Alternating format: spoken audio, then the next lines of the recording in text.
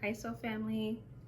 Welcome back to my channel to talk about all things to heal, grow, and evolve. And today, I want to talk about Edo history again. I'm adding a new video to my series, Uncovering the Old, where we talk about African history, ancient Kemet, Nigeria, different parts of Africa as a whole.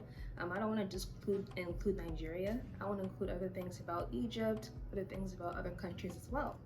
But I am Nigerian, I am Edo, so I want to talk about some things that I discovered within my own culture, the significance of it, and also the spiritual meaning. So today we're talking about Okuku hairstyle and the spiritual meaning behind it. If you don't know what Okuku is, Okuku, the name itself means the crown of coral beads because Okuku is made up of different ornaments, different beads, different jewels, and it's sewn into the hair. And it's sewn into hair as a crown. And it sort of gives this beehive shape, this representation of a beehive. And to me, I think that represents the woman being the queen bee, but that's just my opinion. Before, it used to be worn for royalty only, but nowadays, in modern times, it is worn for different traditional festivals, such as traditional wedding. But it's also used for funerals, festivals, and different cultural or social events. So the okuku is a self-expression. There's different hairstyles and there's different designs that can only be worn for particular certain types of people. So there's different styles that represent your age and also represent your status economically, your social status, your material status, and also your relationship status as well. It represents beauty, it represents wealth, it represents royalty, and it represents power. So the cuckoo is not for the male gaze. It's not to look cute or to attract some type of man, but it's a way of self-expression. It's a way of showing who you are. It shows your prestige, and specifically that you've gone through the rite of passage. So this one in particular is meaning for a wife at a traditional wedding. So a cuckoo also represents endurance, resilience, longevity. It still survived the colonialism and the destruction of history. So it's still active in today. It's still something that was a part of the pre-colonial history. So because of that, it represents stability, it represents strength, it represents longevity because of the preservation of this hairstyle. So this is kind of a reminder of our cultural history through the material form. We're able to see our history in physical, it's tangible. We're able to hold it, we're able to put it on our head, we're able to see it. So let's talk about the materials of the okuku. The actual coral beads is called the Igue. That is what is sewn onto the hair to create a hairstyle for the okuku. But there's also different ornaments, such as there's brass blades, sometimes they put iron in there's bronze casting, there's different things. It just depends on what event or what type of social event that is happening. It will depend on what type of hairstyle, what type of ornaments, or what exactly you would see.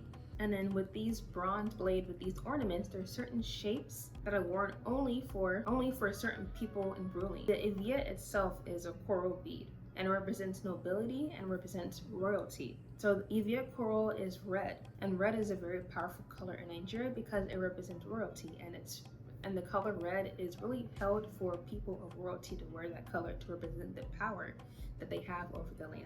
So Igue itself is also durable, it's also strong. So this represents the Benin kingship and the long-lasting preservation of it. Obas, which is the king who rules over Benin, they wear these coral beads over their wrists and on their necks as well. And then the wives wear on their head, that's the okuku, and they also wear it on their ankles, the wrist as well. There's a belief in Edo philosophy that the coral beads, the Igue, is what give the Oba its divine powers from the Most High. Okay, so we did a little history on the okuku and what it represents. So let's talk about the spiritual meaning of it. So okuku is placed on the woman's head during certain festivals, during certain weddings, cultural events, and the head represents your crown. This is your crown chakra. Crown chakra is a connection, it's a gateway, it's a communication system between you and the divine. In Benin culture, they call their divine supreme being Osanobwa, which is God, the supreme creator of the world. So it's a portal to the spirit realm, it's a portal to higher dimensions, it's a portal to the spirit world, where you're able to communicate with God, communicate with your higher self, communicate with higher powers to help you and guide you in this life. Your head also houses your pineal gland. The crown chakra is where the pineal gland houses in between your two eyebrows. There's a lot of confusion about where the pineal gland sits. A lot of people think because it's your third eye that it sits in the third eye chakra, but that is incorrect. The pineal gland represents the crown chakra, not the third eye chakra. So in Benin, the pineal gland, which is called the ehan, is also known as the seat of your soul. Your head as a whole represents your ehi. Your ehi is what you call your higher self. This is your destiny. In Yoruba, people call your higher self your ori, but in Benin they say ehi instead.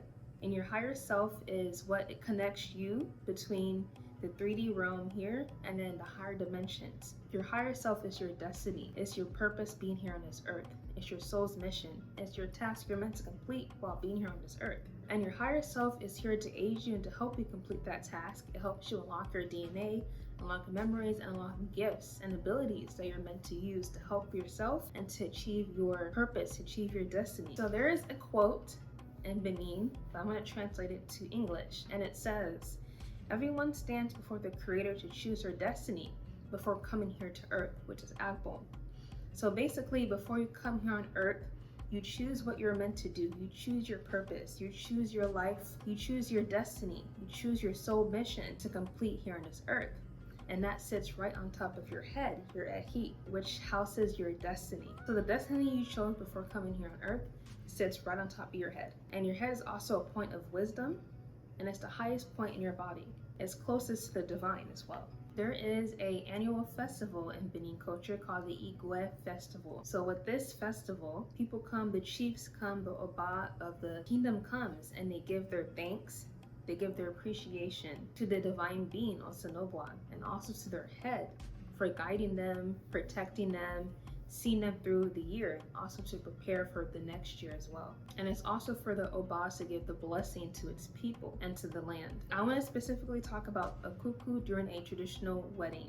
So when a wife is going through the rite of passage, they're called the Oha. So it's a hairstyle for traditional weddings. And like I was saying earlier, there's different ornaments, different brass blades inside the Okuku hairstyle, but it's different depending on what event and what the social occurrence is. And so when you see a certain type of ornament, it's called Ida, I-D-A, onto the Okuku hairstyle. This specifically means there's a becoming of a union, a oneness, so that the wife is expanding the new Igue family that the wife is joining. So this is why it's so important to honor your head, connect with your higher self, connect with your divine being, because it is always guiding you. It is here to direct you, and it is here to point you on where you need to go on your destination and go on your journey here in this life. I believe everyone's here for a purpose because everyone chose to come here on earth. They chose to reincarnate to fulfill some type of destiny, some type of life mission.